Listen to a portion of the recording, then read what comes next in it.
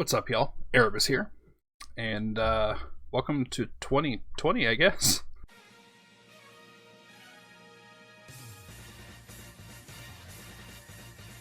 I just wanted to, I guess, kind of address last year slash the new year slash what I'm up to, what's going on. Kind of funny. Last year I did like a whole retrospective thing, put a lot of time and effort into it. And now you're getting like a vlog style shit video. But I mean, that's kind of to point. It's kind of to point a little bit. So I'm not gonna make this video super long because I don't think anyone wants that, and secondarily because I've done this like 3 times and the audio has fucked up every single time. Swap over. I'm gonna just talk kind of about the channel a little bit. So I'm at 529 subscribers, and before you get all like worked up, like care to my subscribers, I don't care about the number at all. I just want to play video games and have fun with you guys. So the number itself I don't care about. But tracking what the number does is helpful for establishing trends and just kind of analyzing what's going on with the channel itself. But I'm in a pattern where if I consistently upload videos, which I know is a meme to like my mods and people who watch everything, I know I don't upload consistently, but when I do, there are stretches when I do. And when I do, I lose subscribers. Sometimes I gain them back at around the same pace, so I sort of float at the same level, but I usually have a net loss at the end of my stretch of consistent uploads. Whenever I stop uploading for a while, like I've taken, I guess, 2 months off according to this. I think it's actually been a little over 2 months, so sorry about that.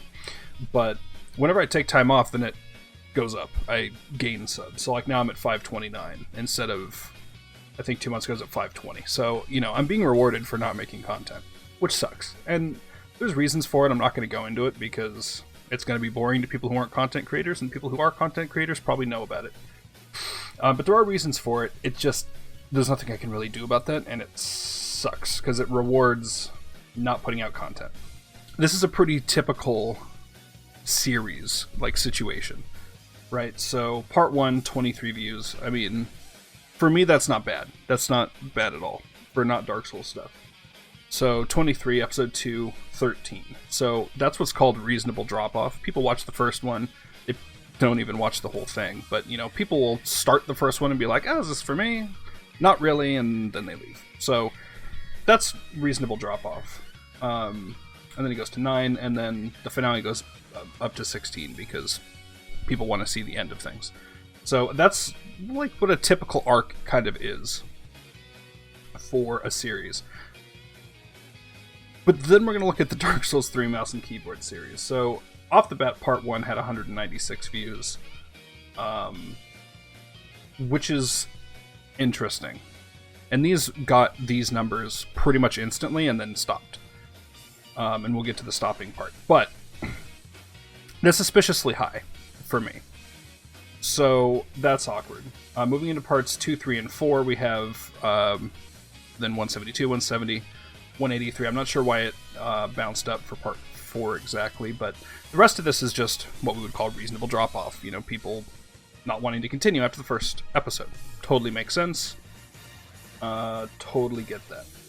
The nature of it kind of changes too over time. As I started to get more comfortable with mouse and keyboard, it was less like, haha, funny, I don't know how to control my character, and more like challenge mode, I can do this sort of thing. So, you know, when tone changes like that, it can affect things.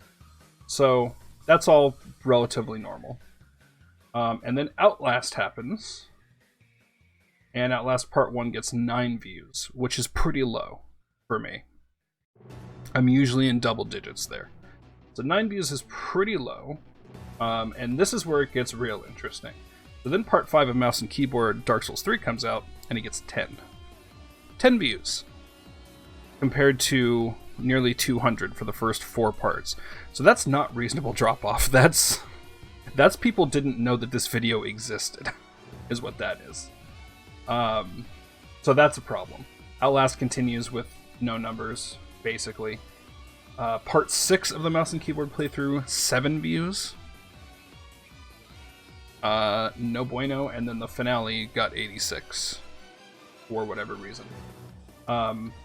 So it seems pretty clear to me that, like, YouTube is trying to reward me here on part 1 and parts 1 through 4. Like, yes, you're doing Dark Souls, you're giving your subs what they want. Good, we'll show this to people. We'll actually, recommend it and show your subs that you made something. And then as soon as I do something else, I get kneecapped. And YouTube's like, nope, that's not what any of your fans want. And I'm kind of sick of it because YouTube doesn't know shit anyway about what anyone wants. I mean, if you go to, like, your recommended tab on YouTube right now, and then look at your tab of subscriptions, like who you're actually subscribed to, they're completely different. They look nothing alike. So, I mean, YouTube is just actively, saying that subbing doesn't matter, essentially, at this point. Except for the creator, because the creator can't grow or be seen or make money without subs. But that's the only place that subs matter. Because if you sub to a channel, you get nothing out of it at this point. You're not going to see the content if it's something that YouTube just decides arbitrarily is not what you want. And they don't know what you want. So, that's a bummer. That's a really big bummer. I'm not, like, quitting YouTube or anything, but I just, like, wanted to share with you guys why I frequently just kind of take a month or two off, because I get busy. I do have a job. I am lucky enough to work from home, but I do have a job. I have a family. I like spending time with my family. Sometimes I like playing video games, like, just for fun, not, like, for content, so I just gotta take time off sometimes because YouTube is kind of broken anyway. So, all this to say, I think I figured out a plan. I think I have, and the plan is this. So, the other thing with a playthrough like Outlast is I streamed that in one sitting. It was like 6 hours, I think. It's not a super long game. And then I took probably 4 hours per video of editing, approximately. That's, I think, what contributes to my burnout the most, personally, is spending a bunch of time editing something that then doesn't, like, nobody really cares. Because most of the people, and when I say nobody cares, I'm not dismissing the people that did watch the series. Like, thank you if you watched it, love you. But most of the people that watched it are also in my Discord, also talk to me in, some way, shape, or form, and express that they would have just watched the full stream VOD. Like, they didn't need it edited, So, I just kind of feel like editing is a waste of my time at this point, and if I don't have to edit a lot of stuff, then I can do a lot more videos with a lot less effort, and it works for everybody. So, I'm going to be doing 2 types of videos. So, for narrative-focused games, and story games, so things that I'm going to play, like, through once and then shelve. So, something like Outlast, or I don't even know what else I've been playing lately. Call of Cthulhu, I've been playing over on Twitch. Like, any games like that are just one-and-done sorts of experiences, I'm not going to edit those anymore. I'm just going to throw the stream VOD on YouTube as just a full thing, and you can watch it if you want, and if you don't, you don't have to. But then it's not, like, wasted effort on my part.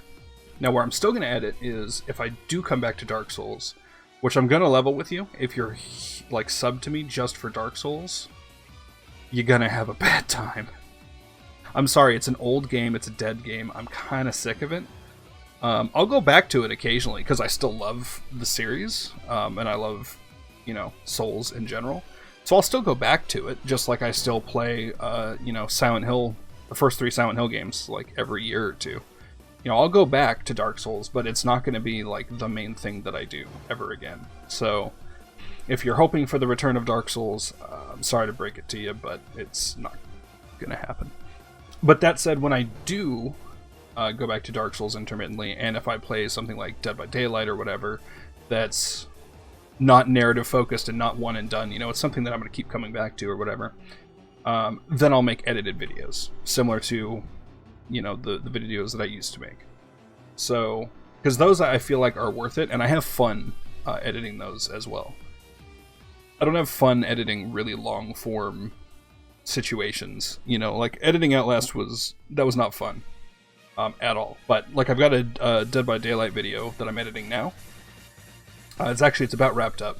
So I just wanted to get this done first, so that'll be out pretty soon. That's been a blast to edit. I've been having tons of fun, just like driving my wife mad because I'll be back here cackling the second I put something somewhere, you know, whatever it is that I've edited in there. I've been having a blast with it, so I still want to do those types of videos edited, but long form stuff I'm just going to upload streams, which also, by the way, means that I'll be able to stream more often because I don't have to take time during my day to edit those things, so that opens me up to stream more. It just seems to be a win-win. Content is coming back, it's going to be a little bit different, but hey, I'm doing something, so that's better than nothing, I think. Yeah, let me know what you guys think, if you think anything at all. Otherwise, thanks for listening to what I have to say, and love y'all. And if you actually stuck around for the whole thing, you're my favorite person in the world. Just you. You, right there. I see you. You. Alright. I'm going to cut this off before I just drag on into infinity. But thank you for listening. Thank you for watching, and I will see you guys real soon.